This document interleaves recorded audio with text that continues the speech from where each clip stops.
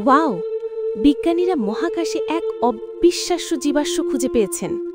না, এটা কোনো ডাইনোসরের ফসিল নয়, এর নাম অ্যামোনাইট।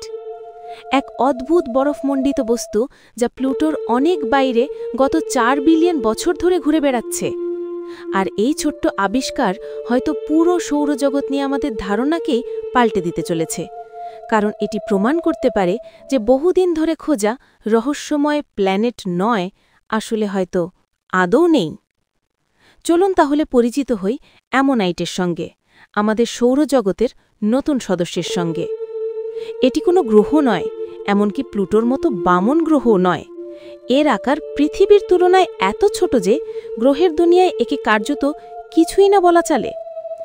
আনুষ্ঠানিকভাবে এর নাম 2023 KQ-14, তবে সবাই একে অ্যামোনাইট বলেই ডাকছে।